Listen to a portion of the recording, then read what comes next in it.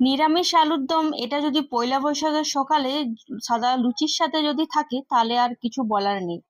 একদম নিরামিষভাবে আজ এই আলুর দমটা করব।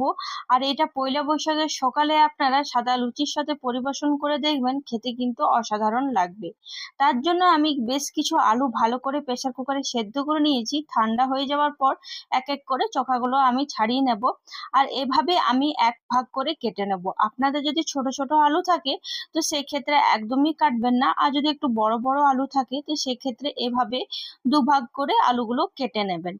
এরপরে মশলা তৈরি করব, তার জন্য একটা মিক্সি বাটির মধ্যে 1 চামচ পোস্ত, 4-5টার মতন কাজু আর 1 চামচ কারমগজ অ্যাড করে তার সাথে একটা কাঁচা লঙ্কা আর আদা আর একটা মিডিয়াম সাইজের টমেটোকে অ্যাড করে ভালো করে মিহি করে পেস্ট তৈরি করব। ঝালটা অবশ্যই নিজেদের মতন অ্যাড করবেন, আপনারা চাইলে আর একটা লঙ্কা অ্যাড করতে পারেন। এরপর গ্যাসের আঁচে অন করে একটা কড়াই চাপিয়ে তার মধ্যে 2 চামচ সর্ষের তেল অ্যাড করে দিলাম। সর্ষের তেলটা ভালো করে গরম হয়ে যাওয়ার পর এখানে এক এক করে আমি আলুগুলো অ্যাড করে দেবো। লো টু হাই মিডিয়ামে ভালো করে আমাদেরকে আলুটাকে একদম লাল লাল করে ভেজে নিতে হবে। আপনারা ভাজবার সময় একটু সামান্য লবণ বা হলুদও অ্যাড করতে পারেন। আমি কিন্তু এখানে লবণ হলুদ ছাড়াই খুব ভালো করে ভেজে নিয়েছি, প্রায় 4 মিনিটের মতন। লাল লাল হয়ে যাওয়ার পর আমি এক এক করে আলুগুলো এক একটা পাত্রে আমি তুলে রেখে নেব। এভাবে লাল লাল করে যদি আপনারা ভেজে পরে করেন তো দেখবেন তার স্বাদটা আরো দুগুণ বেড়ে যায়।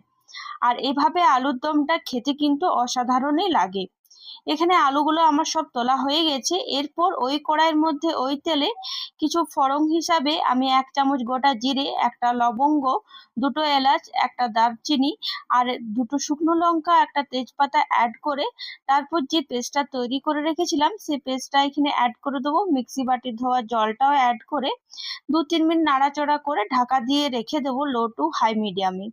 2 মিনিট হয়ে গেছিল, ঢাকা খুলে নিলাম। এরপর ওপর থেকে কিছু মশলা অ্যাড করে দিলাম, যেমন লবণ অ্যাড করলাম আর তার সাথে হলুদ গুঁড়ো আর 1 চামচ কাশ্মীরি রেড চিলি পাউডার, 1 চামচ জিরে গুঁড়ো আর 1 চামচ ধনে গুঁড়ো অ্যাড করে মশলাটাকে ভালো করে 2-3 মিনিট নাড়াচাড়া করে কষিয়ে নেব।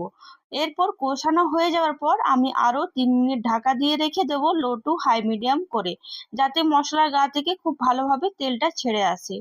3 মিনিট হয়ে গেছে, ঢাকা খুলে নিলাম। দেখুন মশলার গা থেকে খুব সুন্দরভাবে তেলটা ছেড়ে এসছে। এরপর যে সেদ্ধ করা আলুটা ছিল সে আলুটা এখানে অ্যাড করে আবার ভালো করে নাড়াচাড়া করে নেব। আপনারা নিরামিষের দিনে এভাবে কিন্তু আলুর দম করে নিতে পারেন, খুব কম সময়ের মধ্যে ঝটজলদি করে একটা দুর্দান্ত রেসিপি কিন্তু ঝটজলদি আপনারা বানিয়ে নিতে পারেন। বা এই তো সামনে পয়লা বৈশাখ চলে এসছে, বাঙালিদের একটা আর নতুন বছর। তো এই নতুন বছরে সকালে সকালে এই আলুর দমটা আর সাদা লুচি কিন্তু আপনারা করে নিতে পারেন। এরপর আমি এখানে 1 কাপের মতন গরম জল অ্যাড করে আবার লো টু হাই মিডিয়াম করে ভালো করে সবকিছু মিশিয়ে নেব। আর মশলা থেকে খুব সুন্দর তেলটাও ছেড়ে এসেছে। ঝোলটা ফুটে যাওয়ার পর আমি এখানে কিছুটা কসুরি মেথি অ্যাড করে দিলাম আর তার সাথে সামান্য একটু গরম মশলা আর একটু ঘি অ্যাড করে দিলাম। আপনারা চাইলে কসুরি মেথিটা স্কিপ করে গরম মশলা ঘিও কিন্তু দিতে পারেন।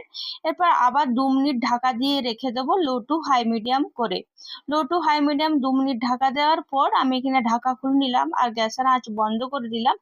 দেখুন এখানে কি সুন্দর কালার এসছে আর খেতে কিন্তু দুর্দান্ত লাগবে গরম গরম এই আলুর দম আর সাদা লুচি।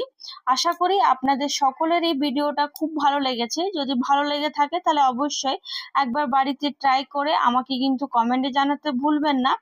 আর এভাবে পাশে থাকুন। অসংখ্য ধন্যবাদ। আশা করি আপনারা সকলে খুব ভালো আছেন। আবার একটা নতুন কোনো ভিডিওর সাথে আপনাদের সাথে দেখা হবে। আজকের জন্য বাই বাই। আপনারাই কমেন্টে বলুন আপনাদের কেমন লাগলো এই ভিডিওটা।